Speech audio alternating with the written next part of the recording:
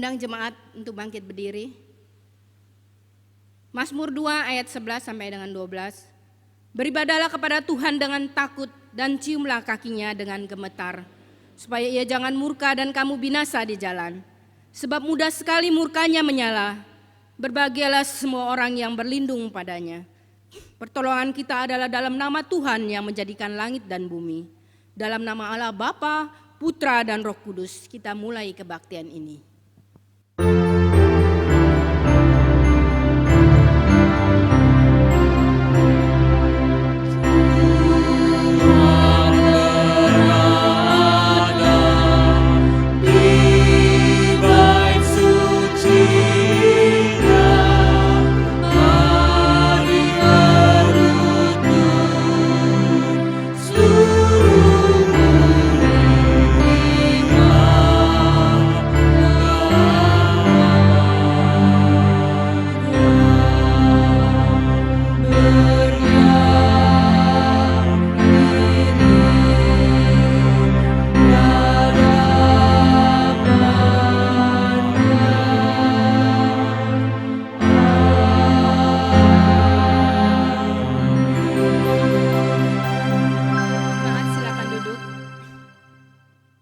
Shalom.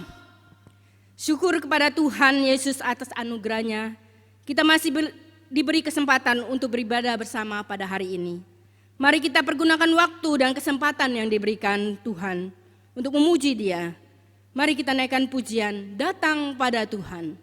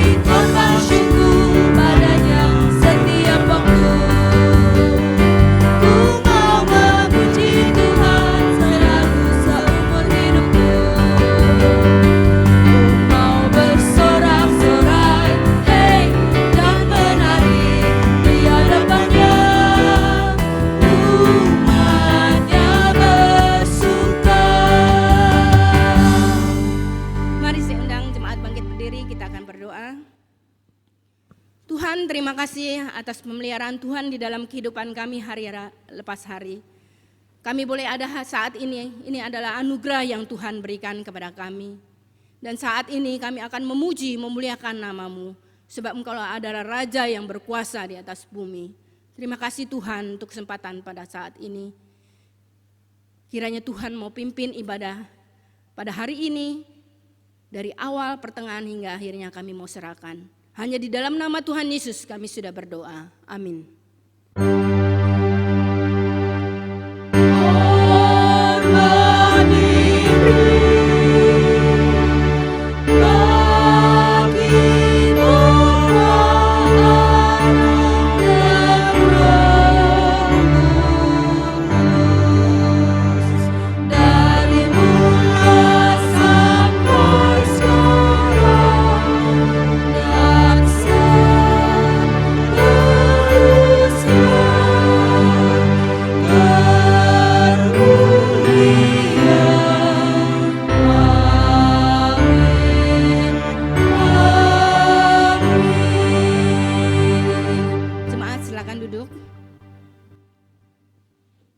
Betapa kasihnya yang ajaib bagi kita. Dia datang ke dunia, mati disalib untuk menebus dosa manusia. Mari kita puji Dia dengan pujian, Tuhan kasih-Mu ajaib.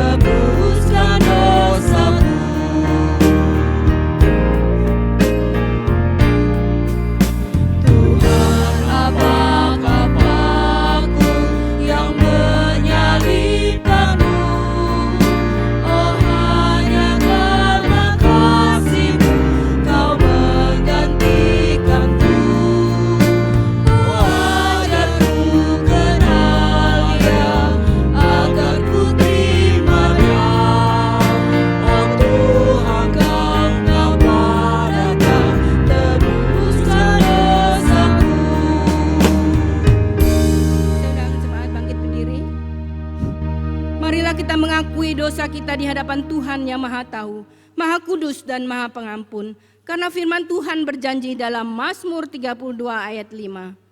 Dosaku kuberitahukan kepadamu dan kesalahanku tidaklah aku sembunyikan. Aku berkata, aku akan mengaku kepada Tuhan pelanggaran-pelanggaranku dan Engkau mengampuni kesalahan karena dosaku.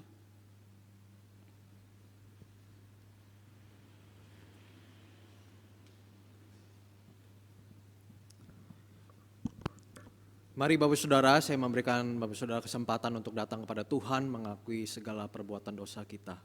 Mari kita berdoa.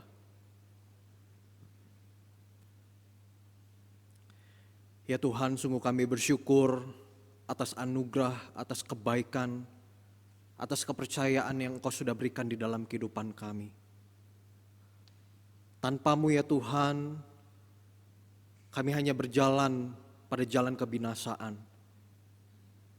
Tetapi di dalam-Mu ya Tuhan, kami beroleh keselamatan dan harapan. Sungguh kami bersyukur ya Tuhan untuk karya-Mu di atas kayu salib.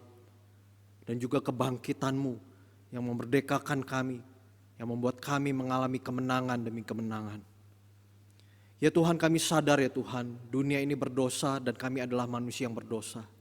Kami tidak luput ya Tuhan dari perbuatan-perbuatan dosa yang sering kali mengecewakan hati-Mu. Untuk itu ya Tuhan, kami mau mohon ampun di hadapan-Mu ya Tuhan. Ampuni kami sekali lagi ya Tuhan. Dan bila ya Tuhan kami boleh sekali lagi mengambil komitmen di hadapan-Mu. Bentuk kami ya Tuhan, pimpin hidup kami ya Tuhan. Ubah cara berpikir kami, ubah hati kami ya Tuhan.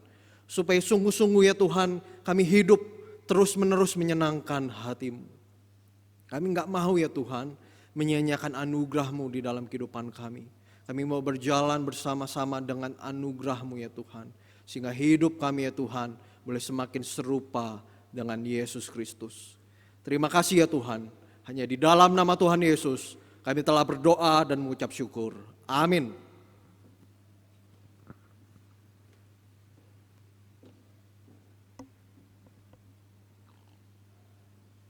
Bagi kita yang telah bertobat, mengakui dan bertekad meninggalkan dosa, marilah kita dengar janji Tuhan dalam Lukas 5 ayat 20. Ketika Yesus melihat iman mereka, berkatalah ia, "Hai saudara, dosamu sudah diampuni."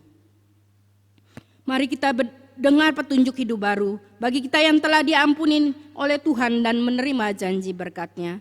Dari Yohanes 13 ayat 34.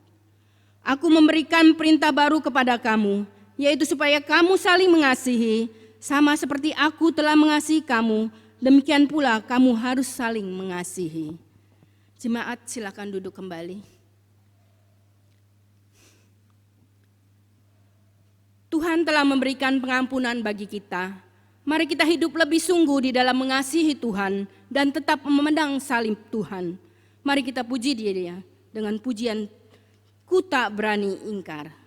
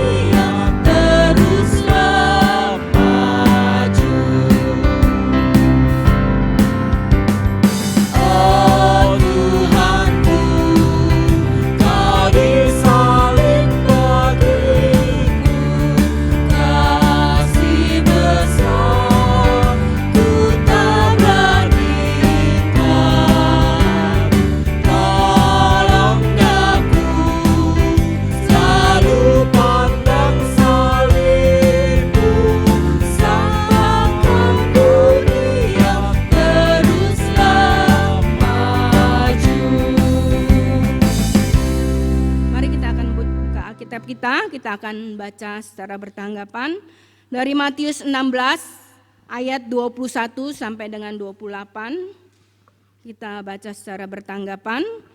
Saya akan membacakan ayat yang ke-21, jemaat membacakan ayat ke-22, begitu seterusnya secara bergantian sampai dengan ayat 28.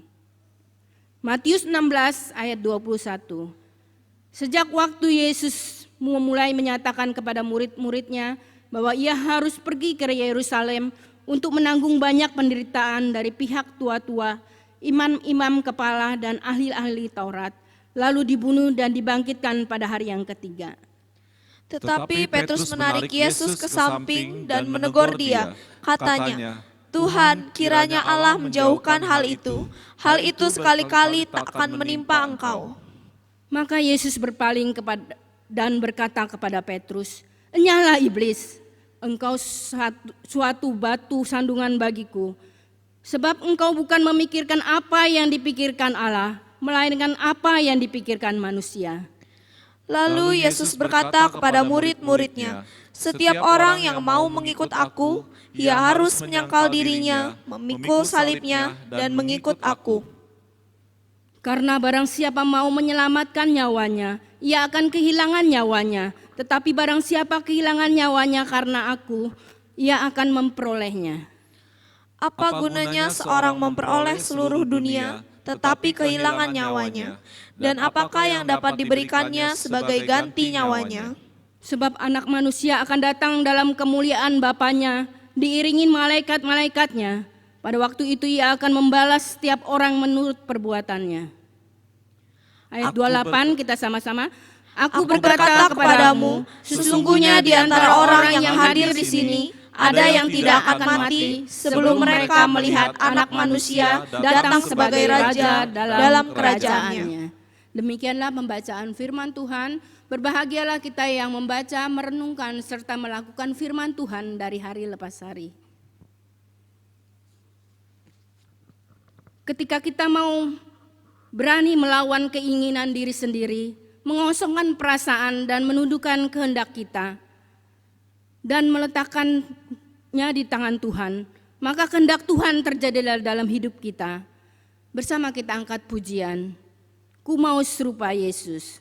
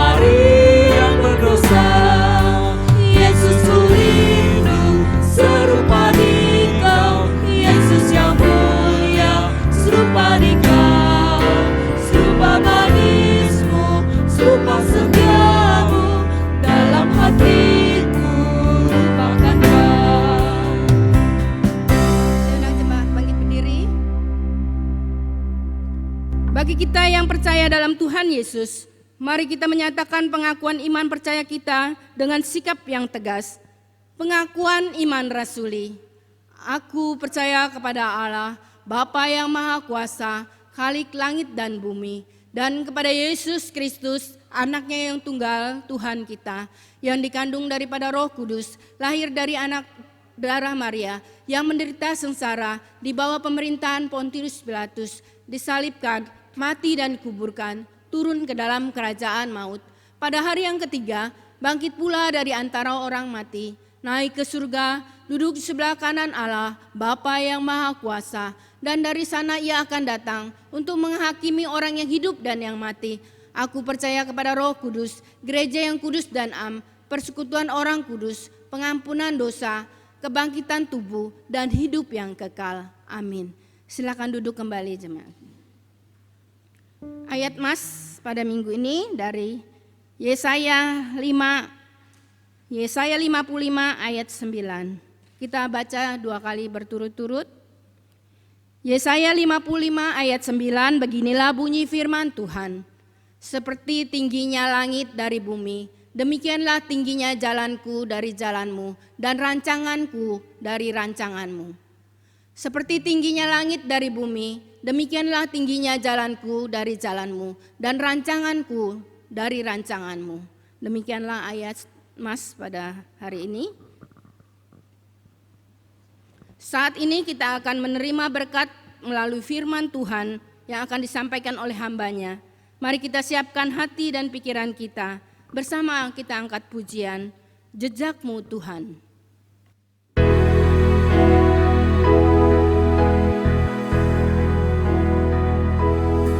Sering ku tak mengerti jalan-jalan-Mu Tuhan, bagai di belantara yang gelap. Tanpa seribu tanya, namun tetap percaya, jejak-Mu Tuhan sungguh sempurna.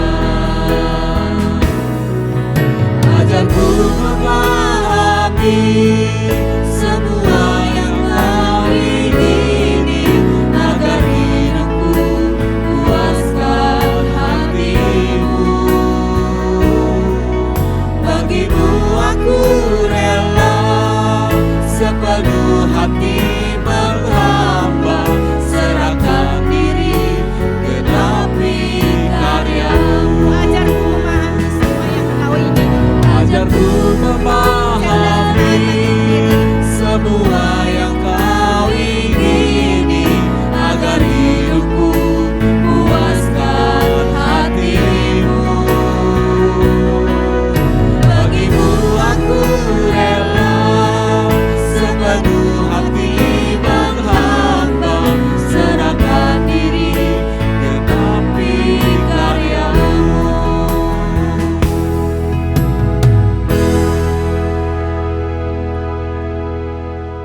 Mari Bapak Saudara kita berdoa kepada Tuhan. Ya Tuhan, terima kasih untuk kesempatan yang indah hari ini. Kami boleh sekali lagi ya Tuhan duduk diam di bawah kaki-Mu, mendengarkan Engkau bersabda, mendengarkan Engkau berfirman. Biarlah ya Tuhan, pada waktu ini ya Tuhan Engkau boleh arahkan hati dan pikiran kami, supaya hati dan pikiran kami ya Tuhan sungguh-sungguh tertuju kepadamu saja. Hanya di dalam nama Tuhan Yesus kami telah berdoa dan mengucap syukur. Amin. Jemaat silakan duduk kembali. Shalom Bapak Saudara, ya sungguh bersyukur kepada Tuhan yang begitu baik. Hari ini kita bisa merenungkan kembali akan kebenaran firman Tuhan. Hari ini Bapak Saudara tema kita adalah memikirkan yang dipikirkan Allah. Mari saya mengajak kita untuk membuka di dalam Matius pasal yang ke-16 ayat yang ke-21 sampai ayat yang ke-28. Matius 16 ayat yang ke-21 sampai ayat yang ke-28. Saya rindu membacakannya bagi Bapak Saudara, silakan Bapak Saudara menyimak di dalam Alkitab masing-masing. Sejak waktu itu Yesus mulai menyatakan kepada murid-muridnya bahwa ia harus pergi ke Yerusalem dan menanggung banyak penderitaan dari pihak tua-tua, imam-imam kepala dan ahli-ahli Taurat, lalu dibunuh dan dibangkitkan pada hari ketiga. Tetapi Petrus menarik Yesus ke samping dan menegur dia, katanya, "Tuhan, kiranya Allah menjauhkan hal itu. Hal itu sekali-kali takkan menimpa engkau." Maka Yesus berpaling dan berkata kepada Petrus, "Enyahlah iblis, engkau suatu batu sandungan bagiku. Sebab engkau bukan memikirkan apa yang dipikirkan Allah, melainkan apa yang dipikirkan manusia." Lalu Yesus berkata kepada murid-muridnya, "Setiap orang yang mau mengikut aku, ia harus menyangkal dirinya, memikul salibnya dan mengikut aku. Karena barang siapa mau menyelamatkan nyawanya, ia akan kehilangan nyawanya. Tetapi barang siapa kehilangan nyawanya karena aku, ia akan memperolehnya. Apa gunanya seseorang memperoleh seluruh dunia, tetapi kehilangan nyawanya? Dan apakah yang dapat diberikannya sebagai ganti nyawanya. Sebab anak manusia akan datang dalam kemuliaan Bapanya, diiringi malaikat-malaikatnya. Pada waktu itu ia akan membalas setiap orang menurut perbuatannya. Aku berkata kepadamu, sesungguhnya di antara orang yang hadir di sini ada yang tidak akan mati sebelum mereka melihat Anak Manusia datang sebagai Raja dalam kerajaannya. Saudara, minggu kemarin di dalam kebaktian, Boksu berkhotbah mengenai Allah mengetahui pikiranku. Jadi tidak ada yang tersembunyi di hadapan Allah. Segala sesuatunya terbuka di hadapan Allah. Hari ini kita akan memikirkan bagaimana kemudian kita memikirkan apa yang dipikirkan Tuhan. Saudara, ada perbedaan mendasar antara mengetahui dan mengenal, antara knowing about something atau knowing something. Knowing about something itu berbicara mengenai mengetahui. Tetapi knowing something itu bicara tentang mengenal. Sebagai contoh begini, di Indonesia seringkali kita mendengar infotainment, kita mengikuti infotainment. Di infotainment itu kemudian membicarakan dan kemudian menceritakan sisi-sisi kehidupan seorang artis. Baik sisi positif, baik sisi negatifnya. Dan kemudian kita mengikuti berita-berita itu setiap hari. Kita memperoleh banyak informasi-informasi tentang artis tersebut. Nah, pertanyaan pentingnya adalah apakah kemudian kita mengenal artis itu? Tidak, bukan. Kita hanya sekedar mengetahui informasi-informasi tentangnya. Saudara, mengetahui informasi tentang satu orang itu tidak sulit. Apalagi di zaman yang canggih seperti ini, kita dapat dengan mudah mengetahui identitas seseorang. Tapi mengenal adalah persoalan yang jauh lebih kompleks. Dibutuhkan kehadiran, waktu, tenaga, hati, pikiran untuk mengenal orang tersebut. Jadi dibutuhkan yang namanya personal touch. Ada kalanya Bapak Saudara di dalam pengenalan kita kepada seseorang, mungkin ada salah paham, mungkin kita bisa saja cekcok, mungkin kita bisa saja marahan, mungkin kita bisa harapan-harapan kita itu tidak sesuai dengan apa yang kemudian kita bayangkan tentang orang itu. Untuk itu selalu harus ada namanya proses demi proses untuk mengenal. Nah, proses-proses ini yang akan menuntun kita pada akhirnya menemukan pengenalan yang jauh lebih dalam kepada seseorang. Demikian saya percaya untuk kita bisa mengenal dan memahami apa yang dipikirkan oleh Tuhan, maka yang dibutuhkan adalah proses untuk kemudian mengenali.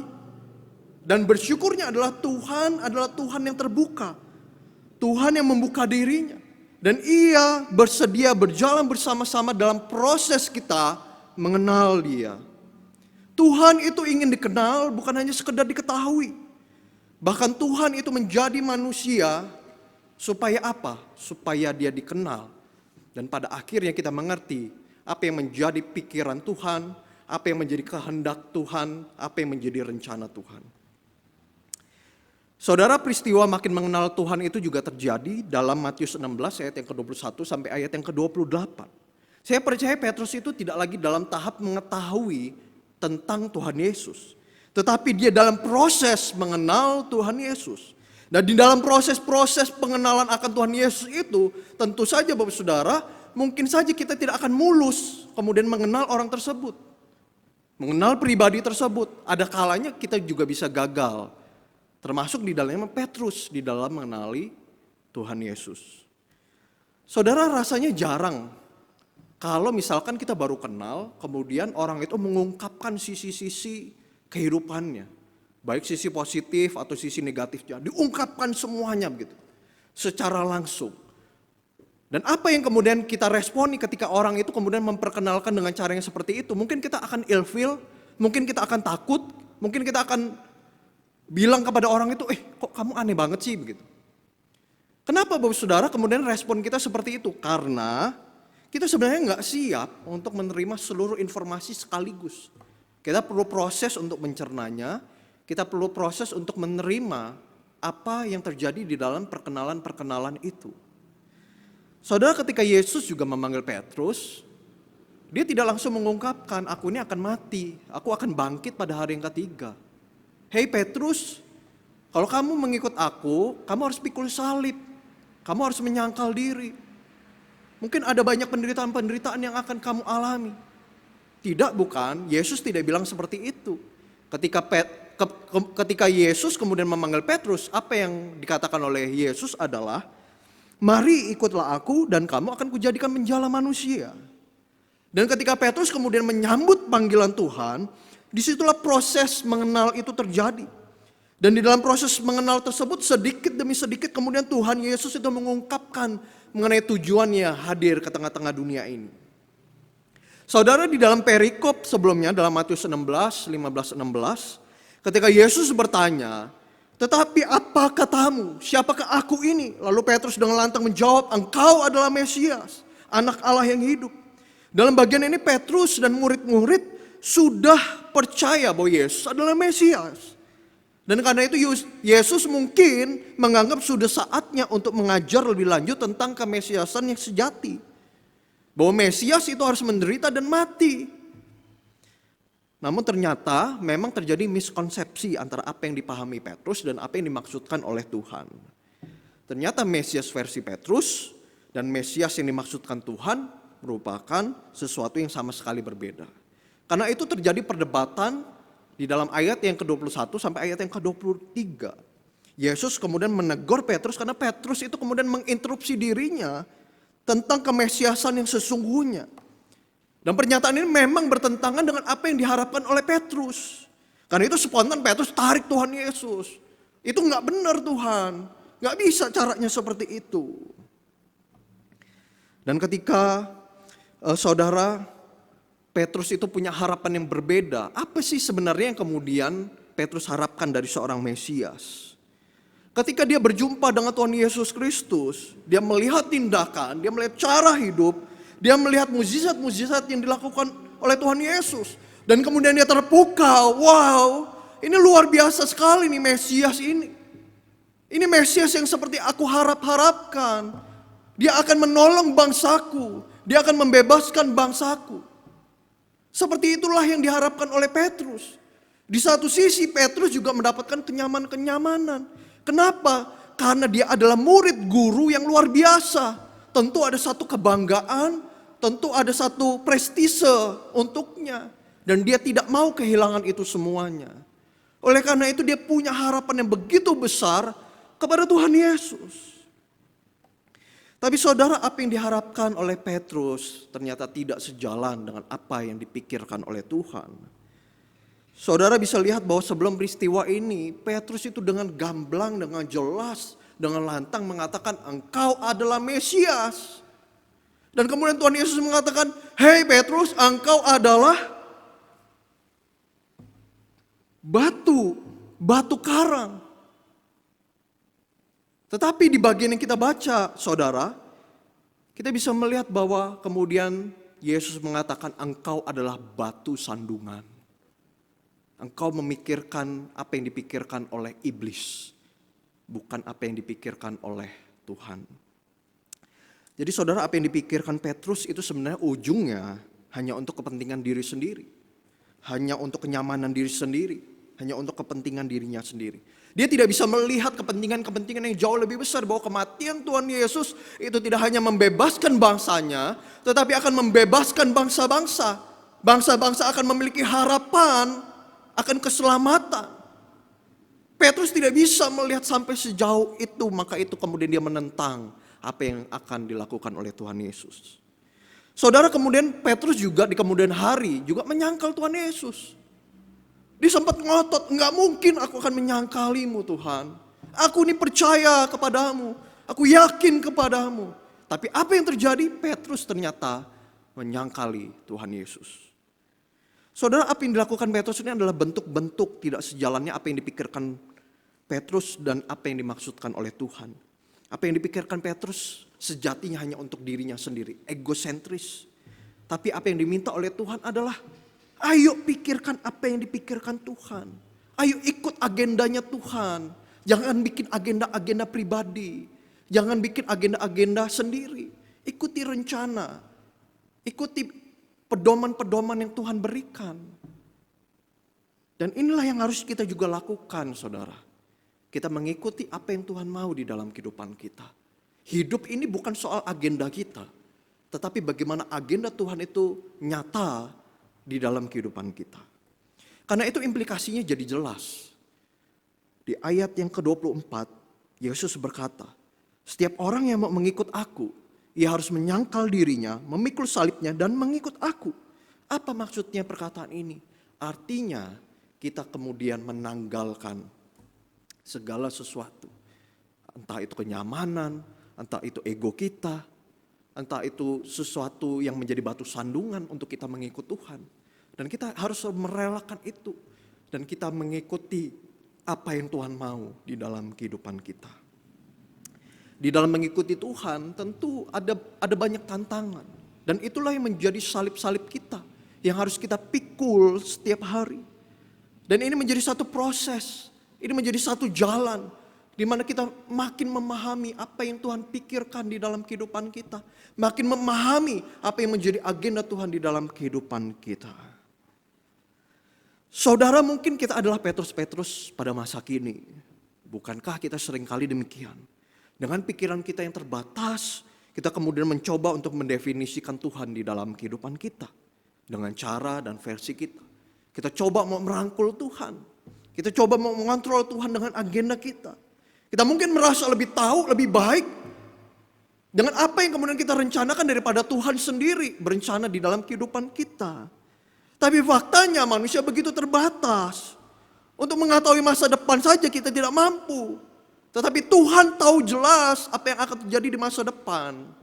Rencana dan kehendaknya indah untuk kehidupan kita.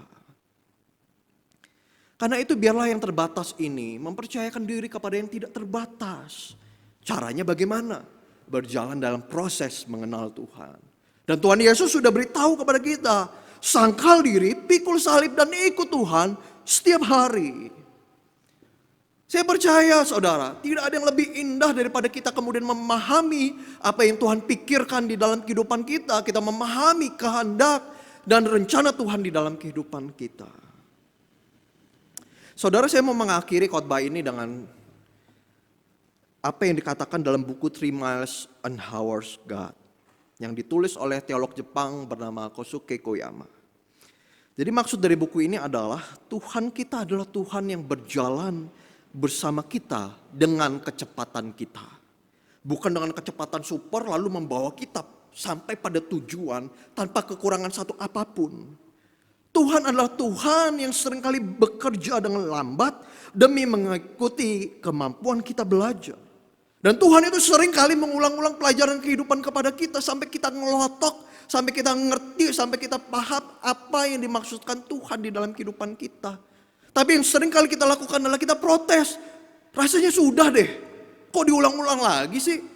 Aku udah paham maksud dan rencana Tuhan. Tapi Tuhan berkata, tidak, kamu belum mengerti, kamu belum paham dengan apa yang aku pikirkan. Mari kita belajar sekali lagi.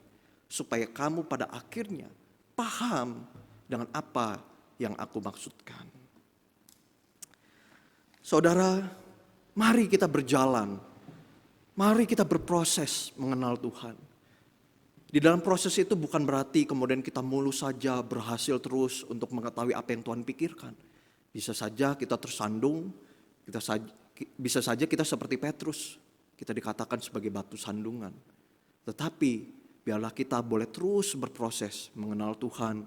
Kita membuka hati kita membuka diri kita berjalan bersama-sama dengan Tuhan. Karena Tuhan itu sedang dan akan terus berjalan bersama-sama dengan kita. Supaya pada akhirnya kita mengerti rencana dan kehendak Tuhan. Mari kita berdoa. Ya Tuhan, terima kasih untuk kebaikan Tuhan.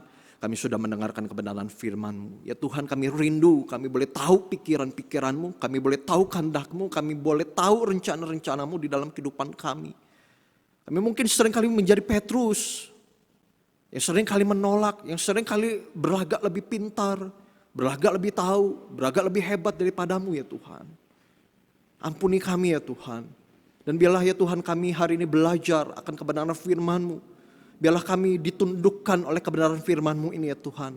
Supaya hati dan pikiran kami boleh dibentuk oleh ajaran-ajaran-Mu. Oleh pikiran-pikiran-Mu. Sehingga pada akhirnya kami mengerti ya Tuhan. Apa yang menjadi kehendak-Mu di dalam kehidupan kami. Terima kasih ya Tuhan. Hanya di dalam nama Tuhan Yesus kami telah berdoa dan mengucap syukur. Amin.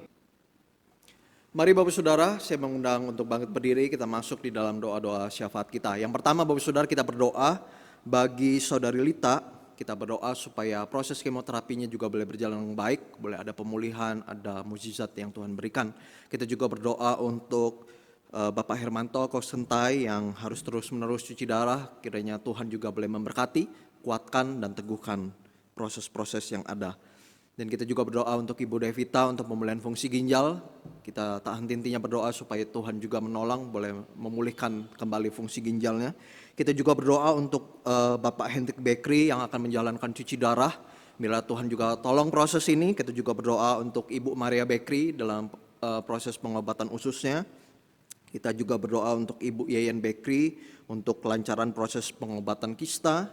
Kita juga berdoa bagi Bapak Denny, ya bersyukur hasil pemeriksaan boleh baik dan sekarang ada di dalam pemulihan kesehatan. Kita juga berdoa supaya juga Tuhan pulihkan. Kita juga berdoa untuk Bapak Iwang yang tipes beberapa waktu. Kita juga berdoa supaya Tuhan juga tolong. Kita juga berdoa secara khusus untuk Musetri, hamba Tuhan Bandar Lampung, GKT Bandar Lampung, yang baru saja ditinggalkan oleh suami tercinta. Kita juga berdoa untuk anak-anaknya, untuk Musetri sendiri, biarlah Tuhan juga yang memberikan penghiburan dan kekuatan. Dan yang kedua Bapak Saudara, kita juga berdoa untuk bangsa dan negara kita, secara khusus untuk produksi vaksin. Kita rindu segera bisa diproduksi sehingga pada akhirnya kita boleh memiliki kehidupan yang lebih baik. Dan yang ketiga Bapak Saudara, kita berdoa untuk pergumulan kita masing-masing. Mari kita berdoa. Ya Tuhan, terima kasih, kami mau berdoa untuk saudara-saudara kami yang mengalami kelemahan tubuh. Untuk saudari Lita ya Tuhan, kami mohon Engkau sendiri yang boleh memulihkan keadaannya. Bahkan Engkau yang boleh terus menolong proses kemoterapinya Tuhan. Kami mohon ada mukjizat, ada anugerah ya Tuhan. Engkau boleh hadir sana memberikan topangan-Mu ya Tuhan. Kami juga berdoa untuk Kosentai. Biarlah Tuhan Engkau sendiri yang boleh menjamah ya Tuhan. Memberikan kekuatan lebih di dalam proses ya Tuhan untuk cuci darahnya ya Tuhan yang harus dijalani terus menerus. Kami mohon ya Tuhan Engkau sendiri yang boleh menolong proses demi proses ini ya Tuhan. Dan kami juga berdoa untuk Ibu Devita, kami mohon ya Tuhan Engkau sendiri yang boleh menjamah bagian ginjalnya, Engkau boleh pulihkan kembali ya Tuhan. Lewat proses-proses yang ada ya Tuhan, kiranya Engkau sendiri yang boleh hadir sana memberikan anugerah kesembuhan untuknya ya Tuhan. Kami juga berdoa untuk Ibu Maria yang saat ini sedang menjalani pengobatan usus, biarlah ya Tuhan Engkau sendiri yang boleh campur tangan ya Tuhan. Lewat obat-obatan istirahat boleh ada kesembuhan ya Tuhan. Kami juga berdoa untuk Bapak Hendrik Bekri ya Tuhan, kami mohon Engkau juga boleh topang untuk rencana cuci darahnya ya Tuhan. Biarlah Engkau juga yang boleh menolong proses demi proses ini ya Tuhan, ada kekuatan lebih yang Engkau boleh berikan di dalam hidupnya. Kami juga berdoa untuk Ibu Yeyen Bekri ya Tuhan di dalam proses untuk pengobatan kistanya ya Tuhan. Kami mohon Engkau sendiri yang juga tolong ya Tuhan, topang ya Tuhan untuk segala sesuatu yang diperlukan, dibutuhkan ya Tuhan. Kami mohon ya Tuhan Engkau sendiri yang boleh campur tangan ya Tuhan. Ya Tuhan, kami juga bersyukur untuk Bapak Denny yang pemeriksaannya boleh baik, dan kami berdoa untuk proses kesembuhan ya Tuhan. Kami mohon ya Tuhan Engkau boleh menjamah ya Tuhan sakit penyakit yang dialami ya Tuhan. Dan kami juga berdoa ya Tuhan untuk Bapak Iwang yang beberapa waktu tipes. Kami mohon Engkau sendiri yang boleh memberikan kekuatan lebih untuknya ya Tuhan, supaya dia bisa kembali pulih seperti sedia kala. Kami juga berdoa ya Tuhan untuk Musetri dan anak-anak ya Tuhan yang berduka ditinggalkan oleh suami tercinta. Kami mohon ya Tuhan Engkau sendiri yang boleh menjamah, Engkau sendiri yang boleh memberikan kekuatan, Engkau sendiri yang boleh memberikan penghiburan. Kami percaya ya Tuhan rencana Tuhan yang terbaik, kami percaya rencana Tuhan yang terindah. Biarlah mereka pada akhirnya memahami akan rencana-rencana Tuhan di dalam kehidupan mereka. Kami juga berdoa ya Tuhan untuk bangsa dan negara kami ya Tuhan. Kami mohon ya Tuhan Engkau boleh berbelas kasih ya Tuhan untuk produksi vaksin. Kami rindu ya Tuhan ada produksi vaksin ini, kami boleh menerima ya Tuhan dengan aman. Sehingga ya Tuhan kami boleh menjalani kehidupan yang normal. Engkau yang boleh tolong ya Tuhan untuk pemerintah, berikan hikmat, berikan kemampuan, supaya mereka juga boleh bersahati ya Tuhan untuk boleh memperjuangkan nasib negara ini ya Tuhan. Dan mari Bapak Saudara kita membawa pergumulan-pergumulan pribadi kita kepada Tuhan.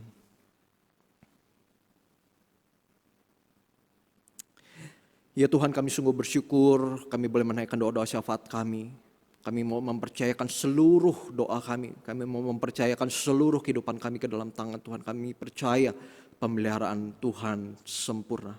Mari Bapak Saudara, kita akan mengakhiri doa-doa syafaat kita dengan doa yang diajarkan oleh Tuhan Yesus, doa Bapa kami. Bapa kami yang ada di surga, dikuduskanlah namamu, datanglah kerajaanmu, jadilah kehendak-mu di bumi seperti di surga. Berikanlah kami pada hari ini makanan kami yang secukupnya, dan ampunilah kami akan kesalahan kami, seperti kami juga mengampuni orang yang bersalah kepada kami. Dan janganlah membawa kami ke dalam pencobaan, tetapi lepaskanlah kami daripada yang jahat. Karena Engkaulah yang ampunya kerajaan dan kuasa dan kemuliaan sampai selama-lamanya. Amin. Jemaat silahkan duduk kembali. Terima kasih kepada Saudara Agus yang telah memberkati kita melalui firman-Nya. Kiranya Tuhan Yesus memberkati setiap pelayanannya. Kita memasuki warta jemaat. Untuk petugas kebaktian umum 1, 15 November 2020, liturgis Bapak R. Purba, pemusik Saudari Sinta, singer Ibu Acing dan Ibu M. Panjaitan, termogan Bapak Hermawan dan Diaken Hisman, LCD Ibu Lani, soundman Dirga. Petugas kebaktian umum 2, 15 November 2020, liturgis Diaken Tiran Bustani, pemusik Guru Injil Leniawati, singer Diaken Iwan Ansori dan Ibu Yuli, termogan Diaken Y. Margiono dan Diaken Ten Vincent, LCD Saudara Christopher, soundman Saudara Davin. Minggu ini adalah minggu kedua, maka persembahan dijalankan 2 kali. Amplop biru untuk kas umum dan amplop merah untuk kas pembelian kendaraan. Majelis mengucapkan terima kasih kepada seluruh jemaat yang terus mendukung gereja Tuhan melalui persembahannya, baik melalui amplop dan yang telah dimasukkan ke dalam kotak ataupun transfer melalui rekening gereja. Marilah kita memberi dengan sukacita dan sesuai dengan berkat Tuhan. Tuhan Yesus memberkati jemaat sekalian. Bagi setiap jemaat yang akan mengikuti ibadah di gereja, maka diharuskan mengikuti protokol kesehatan dan mendaftarkan diri setiap kali akan beribadah kepada tata usaha gereja, yaitu kepada Ibu Lani. Jika sudah mendaftar namun tidak bisa hadir, maka harus segera memberitahukan kepada tata usaha gereja paling lambat hari Sabtu pukul 12 siang. Kuota untuk setiap kebaktian umum adalah 50 orang. Jika kuota kebaktian umum 1 sudah penuh, maka akan dialihkan ke kebaktian umum 2. Majelis dan jemaat menyampaikan turut berbelasungkawa yang sedalamnya atas berpulang ke rumah Bapa di surga, Pendeta Paul Heris Setiawan MDiv, pada hari Jumat 6 November 2020.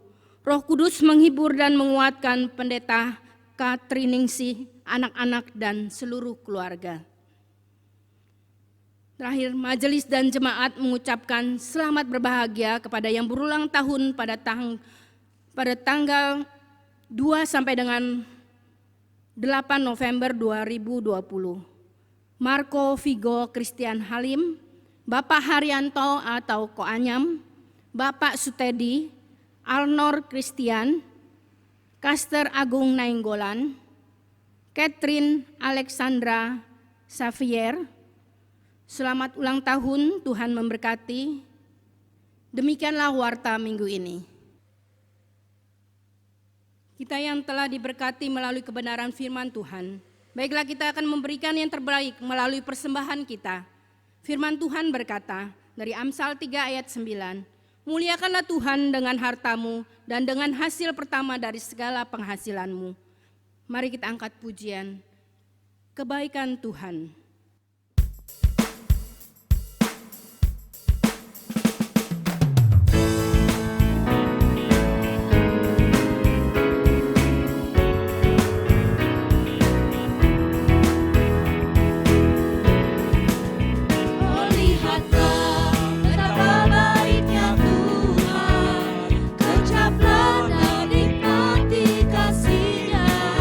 Setianya takkan pernah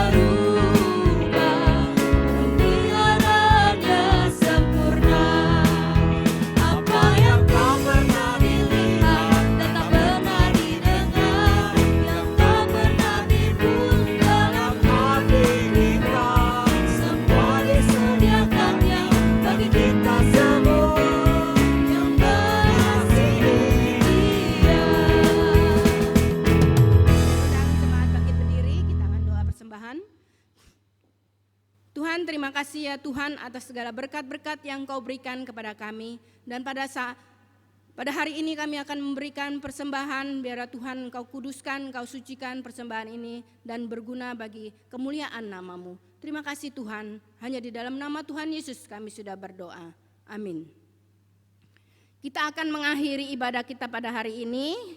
Kita akan naikkan pujian doksologi dan dilanjutkan doa berkat oleh Saudara Agus.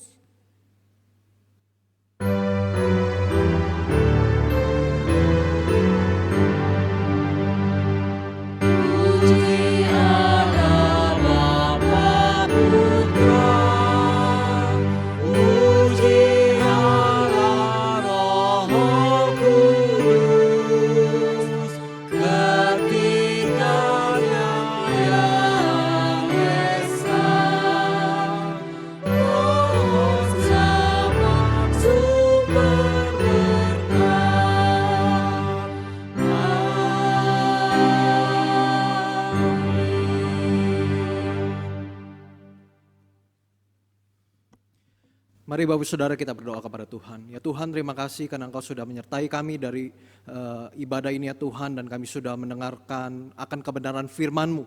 Biar Tuhan kami boleh terus mengenal Tuhan dan pada akhirnya kami mengerti rencana dan kehendak-Mu di dalam kehidupan kami. Bapak Saudara, terimalah berkat yang daripada Tuhan, damai sejahtera dari Allah Bapa, cinta kasih dari Tuhan Yesus Kristus, kekuatan penghiburan pertolongan dari Allah Roh Kudus, boleh memberkati kita, boleh menyertai kita dari saat ini sampai selama-lamanya. Amin.